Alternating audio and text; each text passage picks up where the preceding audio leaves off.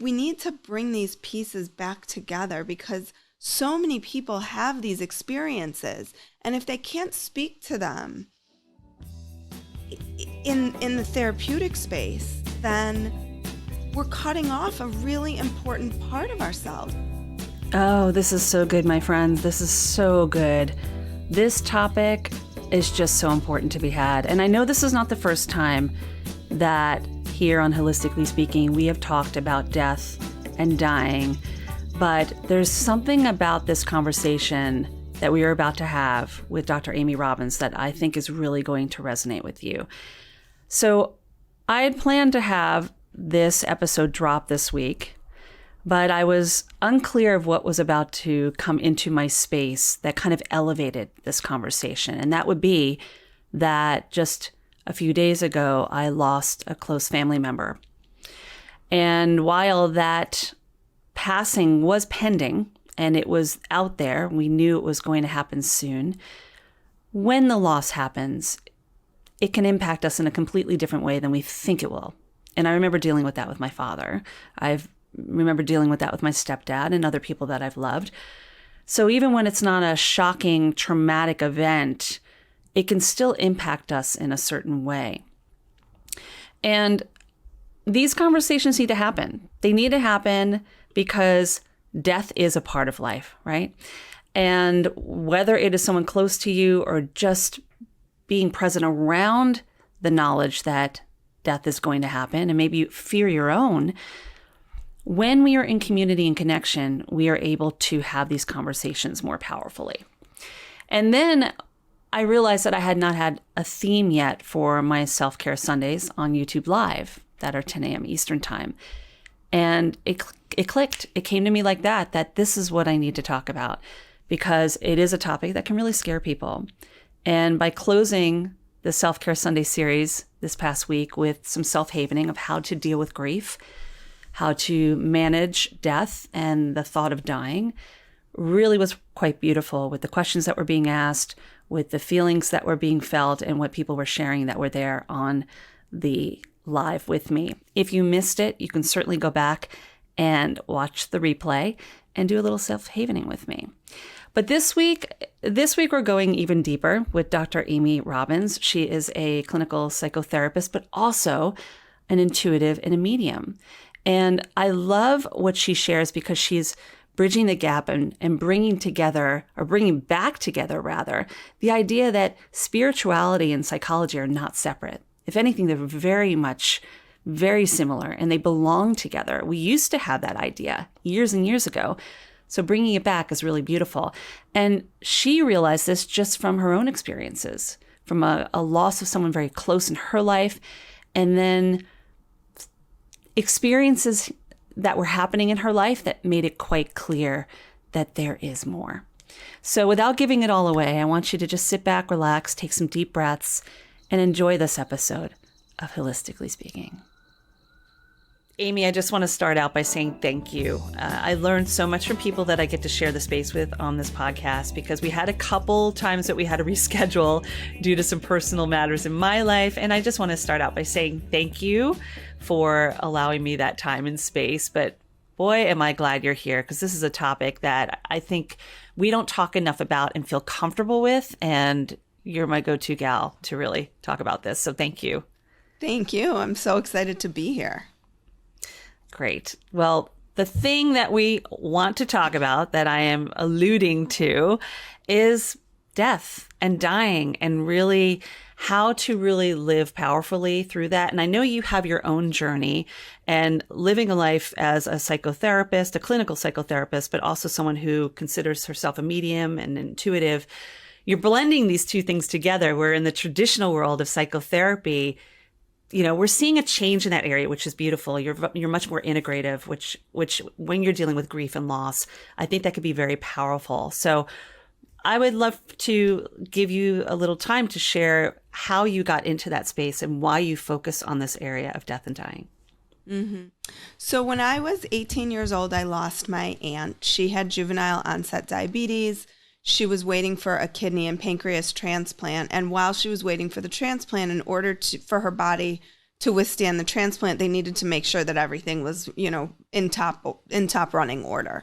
And when they did the initial test, they realized that her heart was not strong, that she had suffered several heart attacks unbeknownst to her, and that her heart wouldn't be strong enough to withstand a transplant unless they did surgery. So they went in, she was 48 at the time, they went in to do surgery, and her heart was so weak and so damaged. They described the arteries in her heart like sticks that you could flick and break. That's how calcified they were.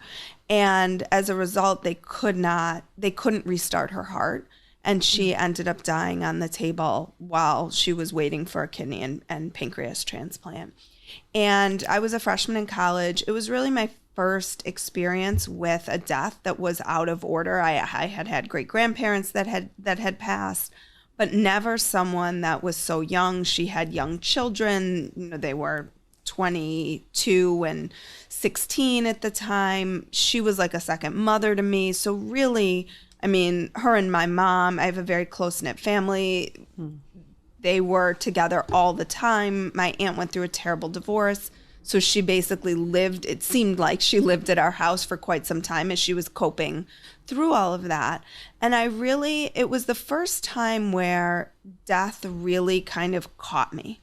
And around the same time, I had a couple of people that I knew, not that I was super close to, but that had impacted my life in some way, that also passed away at young ages, 18, 19, 20, in like these tragic situations. And so I became quite paralyzed, unbeknownst to me, by my fear of death. I started at the end of my senior year having some pretty significant anxiety attacks, and never really connected it to her death in her life, but it really was that. I had given so much meaning to her death in her life, and she was the first of 3 kids. I was the first of 3 kids. She had a younger sister and brother. I had a younger sister and brother. So I'd made all these connections in my mind that I wasn't even aware I had made. And it really led me to panic, particularly as I was, getting launched into the world 4 years later, as I was looking for jobs and trying to, separate and individuate from my family. And I was in counseling at the time. I went to therapy, but I never really understood that this was grief. I thought that this was me growing up, and I'm sure it was a bit of that as well. Mm-hmm. Fast forward a couple years, I was in a job I hated, selling advertising airtime, decided I was going to wait tables to figure out what I wanted to do with my life. And I had a degree from the University of Michigan, which is not a cheap or, it's an amazing institution. And I was like, how am I going to wait tables? Like, that seemed so, it was just so difficult for me to really like circle that square. Like, I had this amazing education and it was the best thing I ever did. And I think everybody in their whole life should wait tables at some point, because it is an amazing opportunity. Yeah.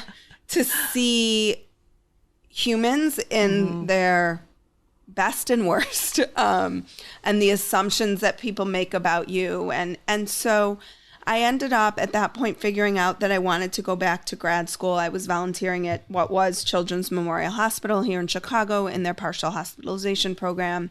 I come from a family of doctors, and so healing was really part of how I was raised, and decided to go back to grad school. While I was in grad school, around the time that my cousin, my aunt's son, was getting married, I had what I now know was my first visit from my aunt. She came to me. I had just woken up and then kind of drifted back into that like theta brainwave state. She came to me. She said to me, I want you to know I will be at the wedding. Tell your mom she doesn't need to be upset. I'll be at the wedding. And in this image, my mom was standing at a kitchen sink, at her kitchen sink in the house I grew up in. She was, loading dishes in the dishwasher, and she was crying. My aunt also told me, tell her brother, my uncle, I hear him when he talks to me and he's out running and walking, let him know I hear him. My uncle's a doctor as well, an orthopedic surgeon. So like not at all in his repertoire that dead people can potentially come to you. So I call my mom as soon as, I can. And I said, Mom, I had this crazy dream and Aunt Linda came to me and she told me you don't need to be upset. She's going to be at the wedding. You don't have to cry. And my mom broke down crying and said, I was talking to her last night and I was saying out loud, I was standing in the kitchen, loading the dishes and saying, I can't believe you're not going to be at this wedding. I just can't believe you're not going to be there. And then I called my uncle, told him, he said, that is when I talk to her, is when I'm out walking and running. That's when I always have my conversations with her. So this was obviously like mind-blowing for me. I was in my first or second year of grad school at the time. I had a professor who was really supportive, but also very psychodynamically based. But I knew she had had these experiences with indigenous healing cultures. And so I reached out to her and I said, I just had this experience. I don't know what to make of it. And she said, I think she was so excited because we're still in touch. It's been 25 years. She doesn't teach anymore, but she'll still be like, I can't believe I can't get there. I'm like, you can get there. But she was like, you're opening up and you need to keep opening up. And I thought to myself, well, what does that look like? I'm in grad school. I'm, come from a medical background, materialist background. Like, I don't believe that there's more. So what does this mean?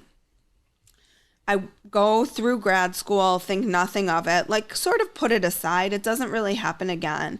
And then my grandfather passes away and I have a similar experience. And then it started happening with patients' loved ones where I'd start to get this information or have hits around past lives or when they were stuck in their current life and kind of what happened. And I thought, oh my gosh, now what? Like, I can't go say to this patient, your sister is here and she wants me to tell you that, she really loved what you did for her during the holidays or whatever it was. Mm-hmm. So I spent some time then working with a medium to kind of figure out, okay, what do I do? How do I manage this? So my psychological and spiritual path in this way really paralleled each other in terms of like this back and forth, this push, this dance of what does this mean? How would this look in a practice? Can I integrate the two? Do they need to be separate?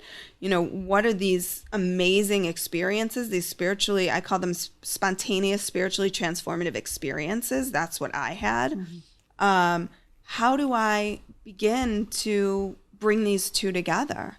And so I worked with this medium and then kind of backed away from it. And then every time I'd back away from it, something would pull me back in to trying the mediumship work. And it kind of culminated. That's the word I'm looking for. Culminated with a woman had reached out and said, let's do some readings together. And I was like, yeah, I'm not sure. And I was like, fine. And I gave in and we both brought a friend over. In this reading, I was reading a friend who was not a super close friend and her father-in-law came through and I gave her all this information. And at the end I said, there's this ring that I'm seeing and it's a ring with a blue stone and it's like a class ring and it's your father-in-law's and he's saying like he wants your husband to have it or something. She goes home, she tells her husband that there's no, and he says to her, my dad didn't wear jewelry. Like there's definitely not this ring. He then goes home that weekend, takes his son with him to Philadelphia where he's from. And within minutes of being home, his mom walks in the room and says, I just found this of your dad's and I think he'd want you to have it. Wow. And it was exactly as I had described it. Wow. And so when that happened, I was like, oh boy, okay. So there's something here.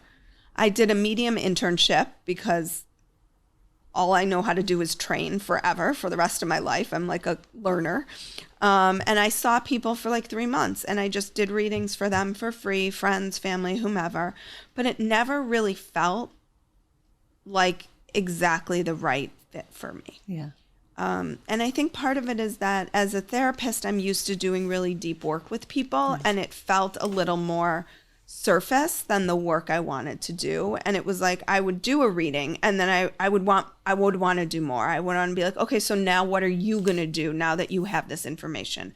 How is that going to shift and change? how you live your life. Which one are you saying is deeper, the psychotherapy or being the medium?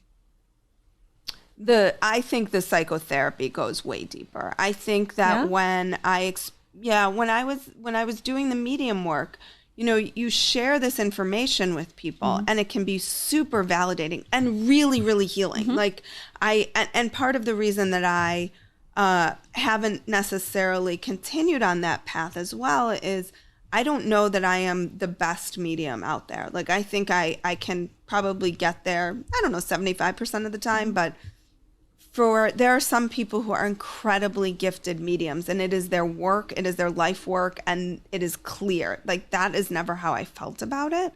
And so I really want people to use mediums that are like have made it their life's work, because I do believe that there can be a lot of healing that occurs in a medium reading. And I think it's what happens after. Yeah, and what's really beautiful about what you're saying is that, well, first of all, you're showing the integrity of the person you are, because it's not just let me take in as many clients as I can to help them with whatever. It's like stay in your scope of practice, stay in your lane, even though you might have true depth and validity to I am clairvoyant. I do have an intuition that can help.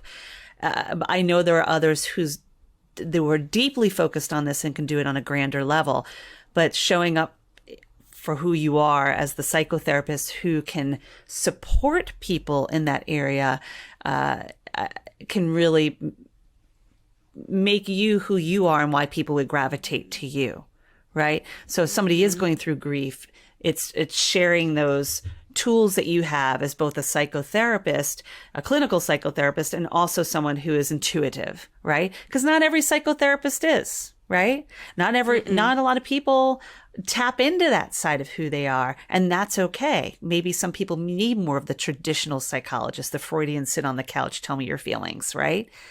Right. Where others don't. And right. What's beautiful is that we're seeing more of that, I think, these days. We're seeing more people in the therapeutic professions, whether they're licensed, whether they are certified in certain modalities, whatever it is, that are finding their space. And then people are going to align with you, right? It's all about alignment. And there's an abundant amount of people who need help, and there's an abundant amount of people who can help, right, and serve. So for you, having that story and being able to show up for people in what shows your integrity is really beautiful. And on top of that, Amy, it's also the fact that we're in a different age in this way as well, as I've noticed. Like being somebody who went to therapy traditionally as a kid, even into adult years, got into the field myself, sitting across from somebody who is going through whatever they are going through and not just looking at them and taking notes, but being a part of the process. Like I imagine that's difficult. I can understand where you're coming from. And even sharing a little bit of who you are humanizes us as not just the practitioner, right? And I think that's really important to build trust and connection. So that's something that seems that you do so beautifully, because you're able to do that from coming from that space. And if we can talk about that a little bit, I know you have this this true essence about you, and you mentioned that. In fact, you say tapping into your essence. What do you mean by that when you say tapping into your essence? So I think in this culture, we've been so driven by purpose. There's like all of this, everybody's talking about, are you on your purpose? Your soul's purpose, blah, blah, all of this. And I was actually sitting in meditation one day, and this came to me, was like, it's actually not at all about purpose. It's about your essence. And the essence is the core of who you are in terms of the qualities that your soul is here to express while it's here.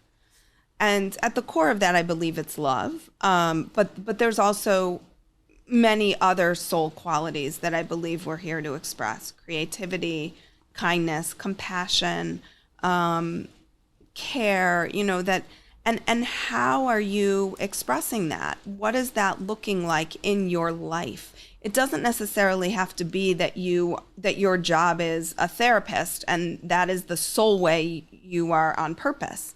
There's so many different ways to express the qualities of your soul that will make you feel aligned and help you move forward in your life's work, whatever that life's work looks like for each and every one of us, because obviously it's different.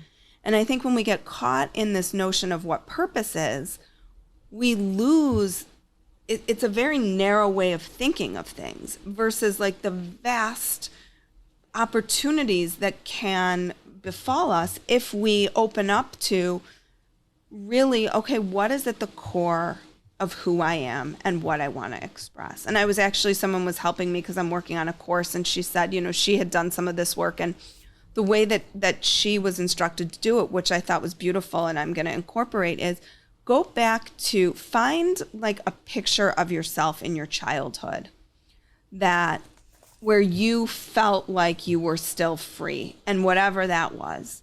And what did that look like before kind of ego takes over and you start thinking about, I'm supposed to be a certain way?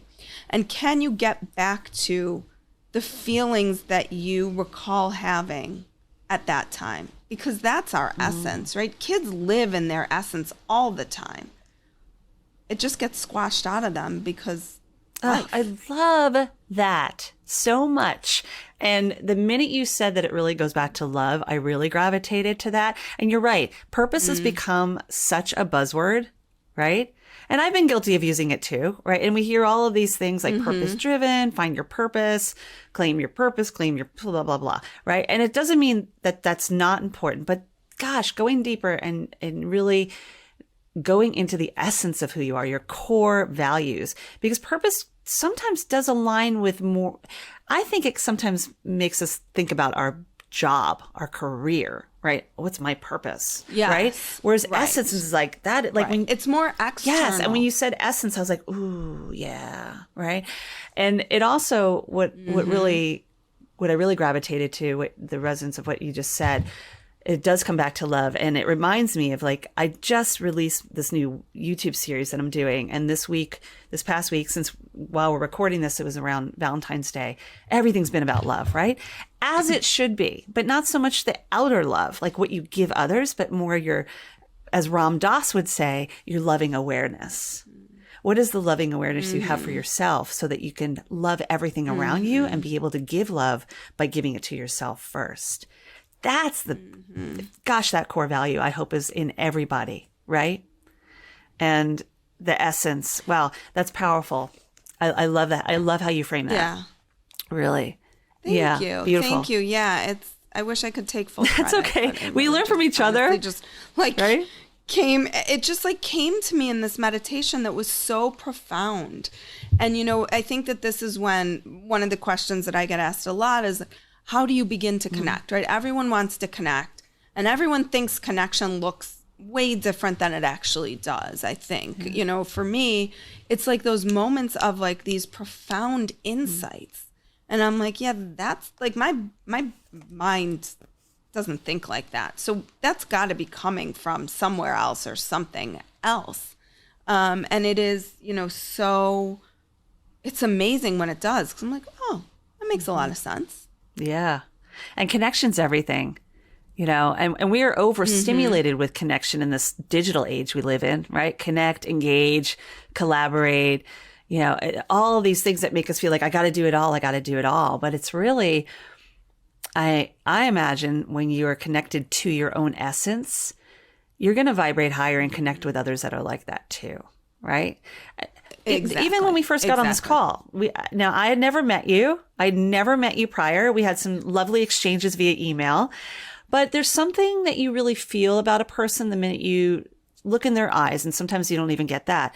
There's something you just know that when you align with somebody, you're like, she's on the same page. She gets it. Yeah. We're aligned. Like the universe has brought us together for some reason. And I love those moments, Yeah, it's a cool moment. I do too. I do too. My only problem is I never have enough time to like continue all my connections with these with people. I'm like, oh my God, I love you, and I love you, and I love you, and I love you, and I want everybody to be together. It's like the Oprah thing. But there's and not. You get me, and you get me, and you get me.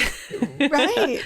Right. It's just, yeah. I mean, I think you're right. When you find people who are, in alignment or moving towards kind of this, spirituality has also gotten I feel like it's like the big buzzword too. And I'm sort of one of those people that anytime there's a buzzword, I run the other direction. But, spirituality and psychology used to be quite in sync. I mean, Jung was very, very spiritual, right? And sort of got pushed out a little bit from the traditional mainstream psychological, establishment. Even Freud, I think, had some spiritual things happening with him. But it's like we need to bring these pieces back together because so many people have these experiences. And if they can't speak to them in the therapeutic space, then we're cutting off a really important part of ourselves. Lisa Miller, who wrote The Awakened Brain, talks about spirituality being a huge part of a huge mitigating factor against depression, anxiety, fear of death, which I feel like you started there and I haven't even addressed that, but that we really, it can help our mental health if we are more open. I'm not saying you have to agree. I'm just asking people to be curious and open. And that's it. And that is the first step to anything, is just being open-minded, open-hearted to a possibility. It doesn't mean you have to stay there. But that makes so much sense when we think about the fact that it's only in the last 10, 15 years that people are not even maybe talking openly about mental health and their health. And I remember growing up, it was like, you didn't talk about going to a therapist because that meant you were crazy, right? Like no, I've got problems. I've got issues. Now it's like, that's great that you go to a therapist. I'd rather date somebody that goes to therapy. I'd rather be with somebody or have friends around me that don't poo-poo it. Like you're going to the, the quack, right? Like the terms we used to use towards it too, right? And I think what you're touching on with the spirituality makes so much sense because so many of the doctors from the old days, the people that we originally learned from that are still in the textbooks, were so deeply connected to spirituality because spirituality existed before there was even formal religion, So, but we get stuck in this way, right? We get stuck in this way. And I think that's where the integrative approaches come in. Like you can find that balance, go to what serves you. And one of those areas, because death is a part of life, is just that, right? Right. So before we get into that topic, because I do want to give you the space, I just want to remind people that Dr. Amy Robbins is with us. She's a clinical psychotherapist, but also an intuitive, a medium, and somebody who's truly connected spiritually, but also connected in many ways. And I want to really tap into the work that you do, which focuses on the death and dying and really coming to terms with it from your own stories where that first manifested. But how are you holding space for people in this area? Why is this such an area that's close to your heart?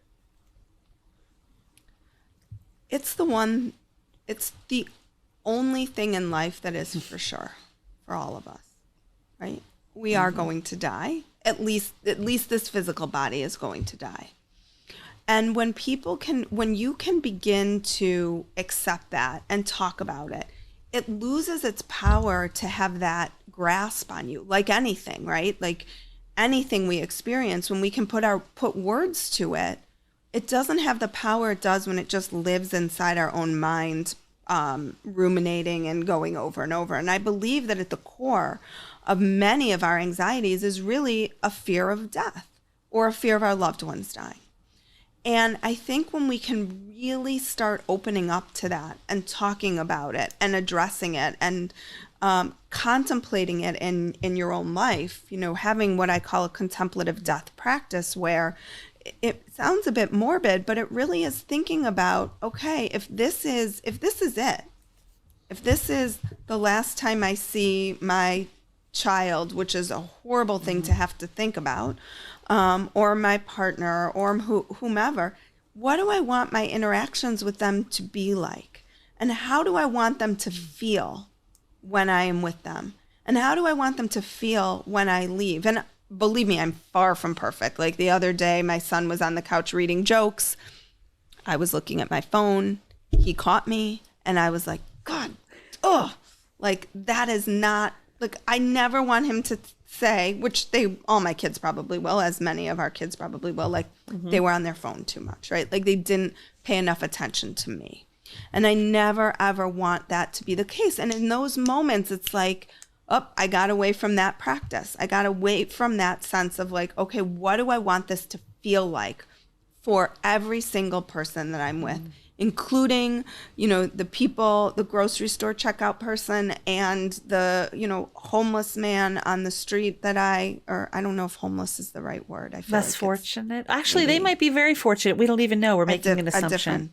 They might be happy in that moment. Yeah. If there's a different word I'm supposed to be using, I don't know what it is. I love that you're stepping up and saying that, though. I feel like there is a different word, and I just can't remember it right now. But that each of these people is human and has love within them. And can I just be someone who gives that love? Because we don't know at the end of the day what tomorrow is going to bring. Tomorrow's None never of us promised. do. Right. And I just, that has become, as, my experience with my aunt was just such a reminder of, it's quick, my husband just lost a cousin just 2 days ago, and she was 45 and had a brain aneurysm. 2 kids. And it's like, you just don't know. We don't know when that moment for any of us is going to come. And the thing that I always am reminded of, and it's a quote, and I try to paraphrase it a lot as a reminder, that time is promised. It's just not promised to you, right? Time's going to go on as far as we know, but it's certainly not promised to you. And think about the conversations you're having. Right. Think about how you leave people at the end of the day. Don't go to bed angry kind of thing. Like this, they might seem over the top and we hear them and they're cliche, but it's so true, because the last thing you want to live with is guilt. The last thing you want to live with is that you didn't have a chance to say I love you, or I'm sorry, or I value you, right? So look, for our Holistically Speaking listeners, I just want to say, if this conversation moves and inspires you in any way, which I imagine it does, and it probably touches you in some way that might be even personal, because like you said, we all face death in our lives with somebody at some point in time. Consider passing this along, share this conversation with somebody else. Dr. Amy Robbins is a wealth of information on this, and it's really delightful to talk to you about this, even though it's not the most positive thing. Let me ask you this: where can it be positive talking about death? I think it's so positive, because if we are denying that, then we actually aren't really living. Death is like I said, it's the only truth that we have. And when if we aren't thinking about it, then we are probably fearing it, which is probably impacting how we're living our lives. If it's unconscious, right, like in therapy, right, our job is to, from the way that I practice, it's to make the unconscious conscious. Agreed. Because when you are living from a conscious place, you can live so much more wholeheartedly and so much more fully. And that doesn't mean that you're living in a positive, happy place all the time. Quite the opposite. You're living wholly. So you're accepting that you're going to die. That's scary. I'm not ready for it. If it came for me tomorrow, I would not be happy. But I know it's going to come at some point. I just don't know what that point is going to be. So I want to make sure that if it is tomorrow, today was a great day, and how I lived today was like the best that I possibly could live it. And again, that doesn't mean it's not without hardship, but then it's okay. How are you viewing that experience? Is it, oh, this was like the worst day and it's so bad? Or is it, okay, this was not the best day I've ever had, and that's okay. but like, let me find the lights in that darkness. Let me find where there was maybe moments of joy or connection or feelings of love or gratitude. And I think also, one of the things I've learned since doing my podcast is many people who've had near-death experiences come back and report this concept of a life review. Some people will say it's you see your life flashing before your eyes. How I think about it and how it's been described is that you experience your life from the perspective of the people you've impacted. So it's not that it's flashing before your eye, it's you're going through that and you're experiencing, okay, and it could be, someone from 30 years ago, it could be someone from yesterday, it doesn't matter. It could be someone close to you, it could be someone that you passed on the street. But when I think about that life review after I die, I want to make sure that there are as many moments of like, I made someone else feel loved, feel better, feel important, feel like I cared about them, than I want to feel the other stuff. And again, that doesn't mean I won't feel that, because I've not been a saint in my life. I know I've hurt people. I know I've said things that I shouldn't have said and thought things that I shouldn't have thought and been more judgmental than I would like to be and all of those things. But I'm still working, right? We're all works in progress. Totally. And I am in it like everybody else. I have that shirt, work in progress. It's so true, and I think what makes, where the difference lies in where you are spiritually, where you are in vibrating higher, right? We hear that a lot too, is when you do those wrongs, when you do things that do not feel good. Like I had that happen just the other day. I sent a text I wasn't too happy about. I was like, oh, hey, inner child showing up. What made you do that? And I had to take a step back. And then I was like, apologize, took accountability for it. I was like, that wasn't nice. I wasn't in a good headspace. I'm sorry. And as easy as it was sent, it was over with because I took responsibility, And I think that is where you're in a state of awareness, when you realize we're not perfect. Well, we're perfectly imperfect, but we do things that might not be in the best choice, that have the best outcome, but we're coming from that fear space rather than the love space, right? And coming from a place of love is always the win, right? It's really always the win, even if it hurts. And that's the work in progress too. Even if it's scary. Even if it's scary. Yeah. Even if it's scary. That's so important. And it makes so much sense.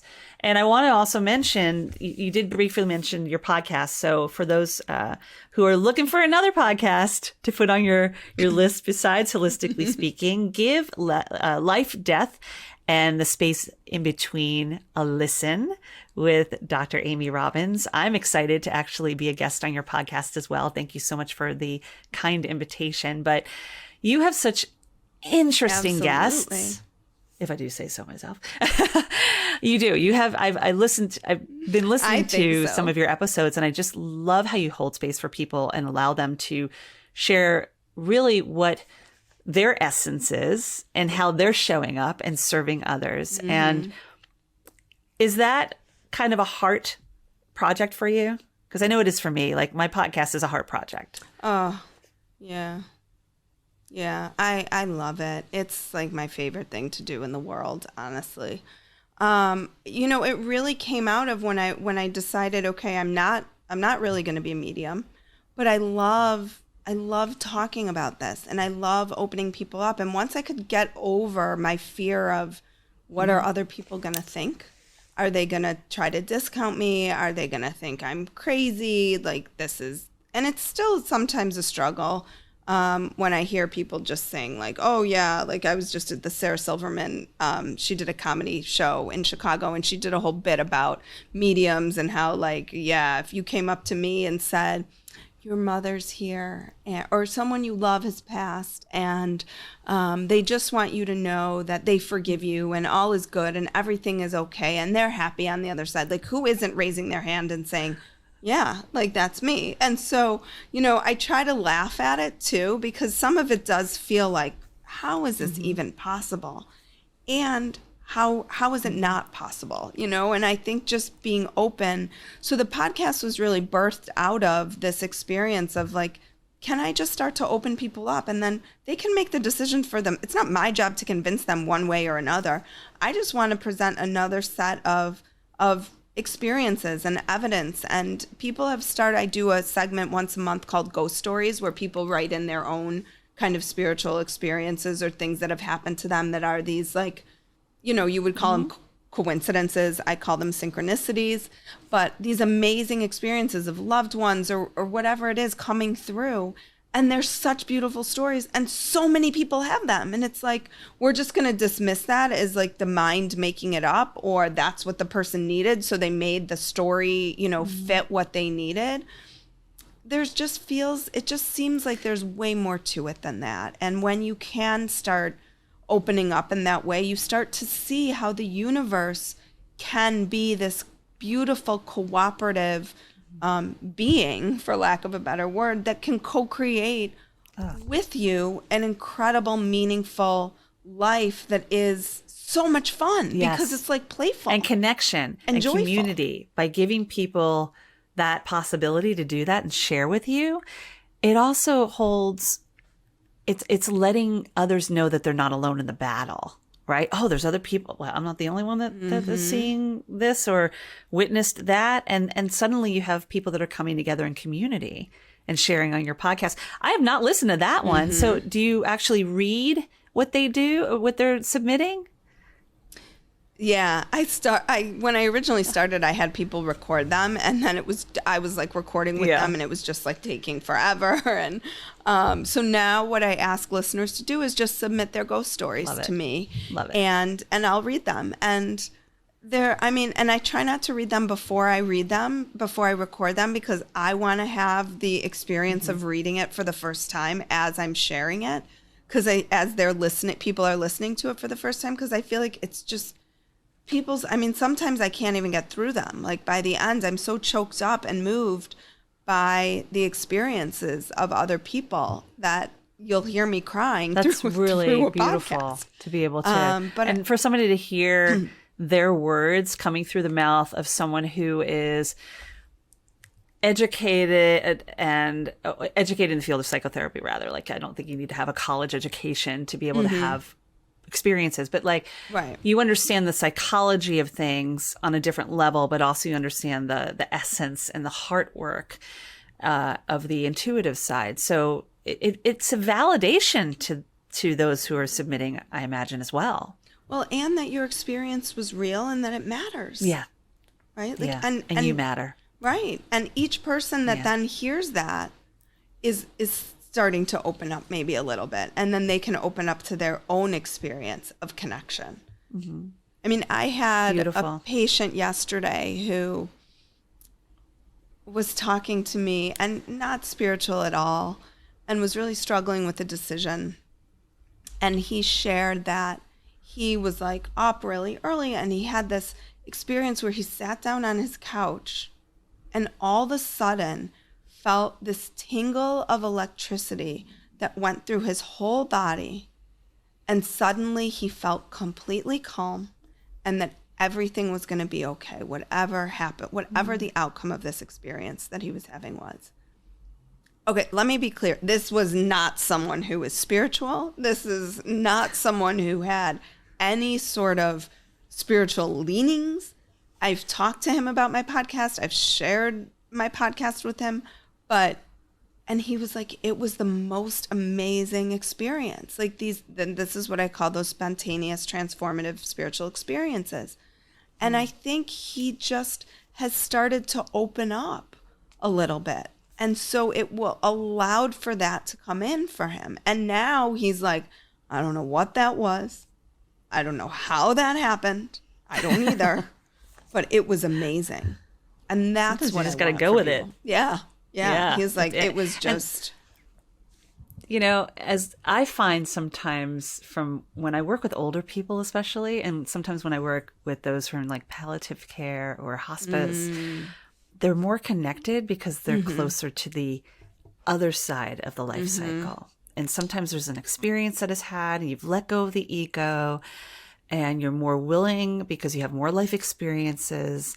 And suddenly life seems a little different. People chill out a little bit, you know, because it's less about needing to be understood, needing to be validated, needing to be heard. It's like, I've done my work. I just want to sail, you know? And that's a beautiful thing to witness, you know? Yeah. So to see somebody like that who's just like, to be awakened in a way. Fun. And oh yeah, that'd be so. I mean, look, like, I was just like, smiling. He's like, I don't know what you're doing here.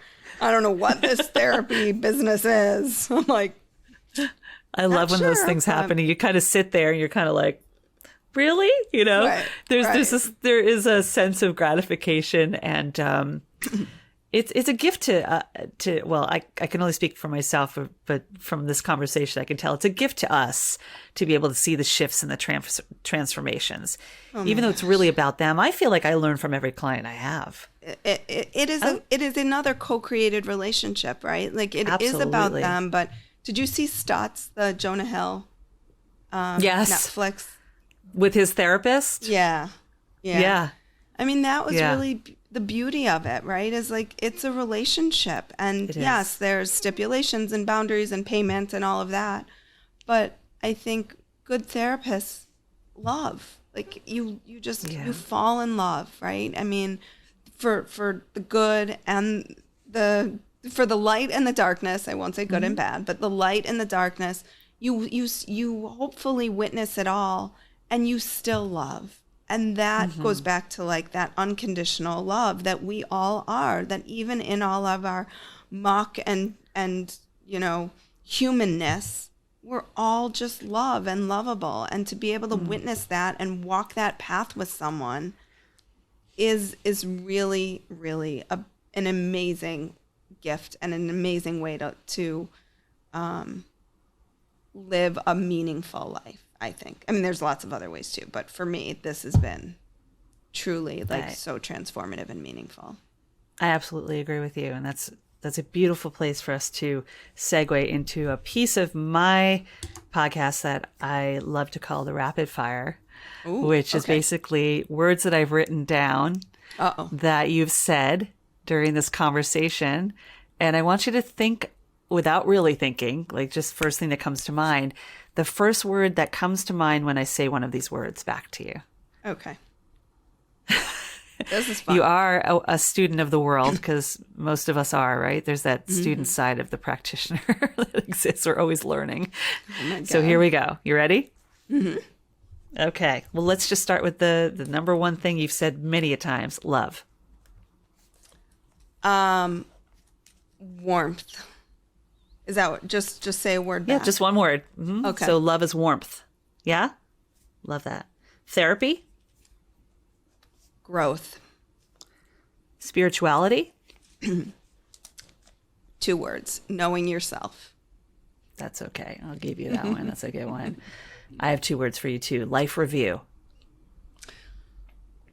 Life review. It was too many words. What came to my mind first? Kindness. Lovely. Okay. Death. Freedom. Gratitude. Joy. Essence. Wholeness. Oh, I like ending on that. Wholeness? Fabulous. That's perfect. Love it. So, Amy, as we close, I would just love to hold space for you to share a final thought with Holistically Speaking listeners and watchers. Be open and curious and have fun and play with what is out there, because it is miraculous and wonderful and just magical. I'm hanging on the word play. I love that. And it takes me back to what you just were talking about the child, right? The picture of the child. I have one up on my board. So we should always play, right? Because who knows how much time we have to do it. Right. So that hit me. Thank you so much for sharing. Thank you. For sharing. This was so great. Oh, I love talking to you, and I cannot wait to share with you on life, death, and in between, and the space in between, rather. Life, death, and the space in between. Also, just to let folks know that you have the Soul Wisdom, that e-newsletter that's really beautiful that you share with folks. And we'll put all of that in the podcast notes and the listen notes so people can get a hold of you and everything else, just so they can connect with Dr. Amy Robbins. And thank you so much for being here. And thank you so much, Hilary. This was awesome. Do yourself a favor, connect with my friend, Dr. Amy Robbins, and also give her podcast, Life, Death, and the Space in Between, a listen. I shared it in the podcast notes. So look, you have another podcast to listen to. Subscribe to both of us, give them a listen, and let us know what you think. And if you missed my Self-Care Sunday this week, where we talked about death and grief and how to manage that, I want you to head on over to my YouTube. That's youtube.com/Hilary Russo. It is in the replay. You can give it a listen. You can even listen to last week's, which was all about loving awareness. And anytime you miss an episode, anytime you miss one of our live experiences, it's so easy to go back and just listen. And during that time, we did a little self-havening.